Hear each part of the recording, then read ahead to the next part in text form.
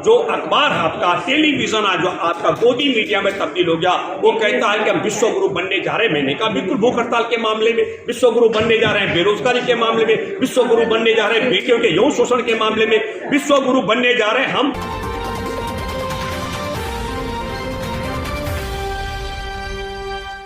किसानों को सड़कों पर बिठाकर किसानों की हत्या करवाने वाला,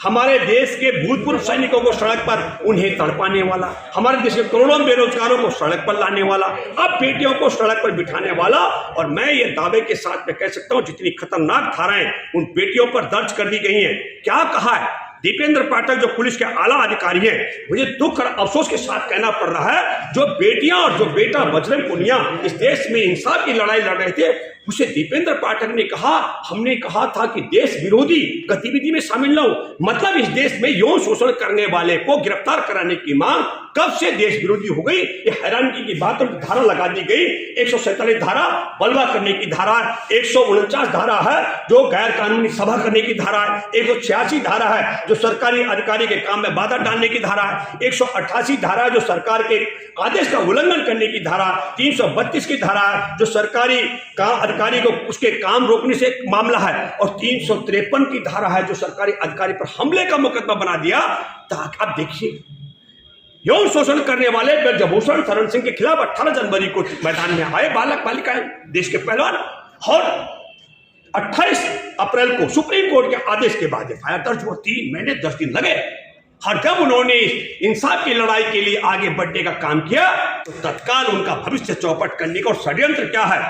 मैं दावे के साथ में कह सकता हूं, षड्यंत्र ये आ रहा है, षड्यंत्र ये बनाया जा रहा है ताकि वह बेटियां बैक फुट पर आ जाएं। ब्रजभूषण शरण सिंह ने जो यौन शोषण किया, और यौन शोषण तो बाहर बोला जा रहा है, और इससे भी गिरे हुए अपराध इस व्यक्ति ने किए हैं, उन सब पर पर्दा डालने के लिए, उन्हें ब्लैकमेल करने के लिए खतरनाक मुकदमे बनाए गए। इसलिए मैं आप सबों से कहना चाहता हूं कि ये देश भुखमरी में, बेरोजगारी में, बेटियों के शोषण में, अत्याचार में, नफरत के मामले में भी, नफरत में भी इस देश के अंदर को अब दुनिया में अव्वल नंबर पर पहुंचा दिया हो, तो नफरत में, भुखमरी में, बेरोजगारी में, बेटियों के शोषण के मामले में अव्वल नंबर पर पहुंचाने वाले, और फिर अपने ऐशो आराम के लिए, अपने को एक ऐसे पुरुष बनने के लिए संसद बनवा करके, कवच न लगवा करके, देश की रेल दुर्घटना जो उड़ीसा में हुई, बालेश्वर में, उसके हत्या का मुकदमा इस लोगों पर चलना चाहिए, आनी चाहिए। नरेंद्र मोदी वहां भी कपड़े बदल रहे हैं जहां आपके इनके राज में कफन कम पड़ गया। हमारे देश में आपने देखा लाशें तैर रही थी, अच्छा फ्लाइटों की नदी में,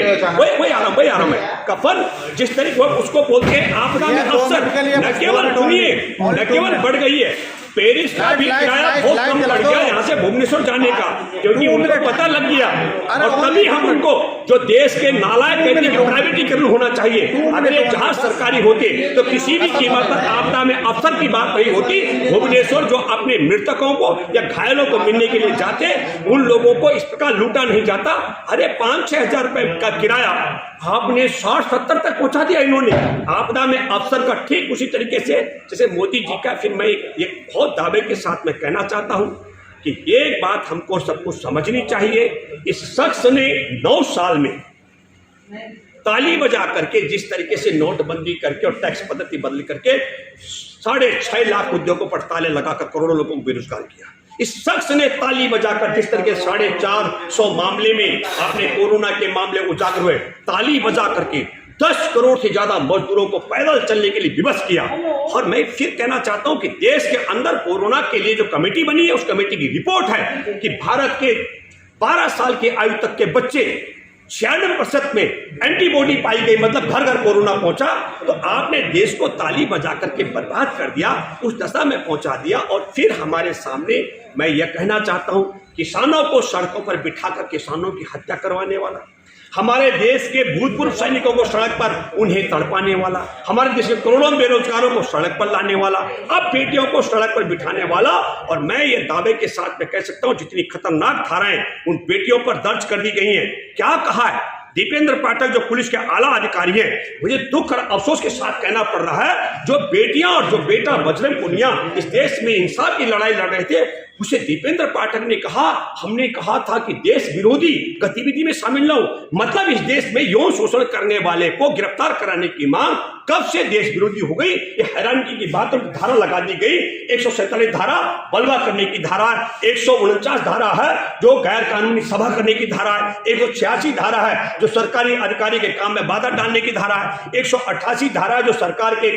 आदेश का उल्लंघन करने की धारा, 332 की धारा है जो सरकारी अधिकारी को उसके काम रोकने से एक मामला है, और 353 की धारा है जो सरकारी अधिकारी पर हमले का मुकदमा बना दिया। ताकि आप देखिए,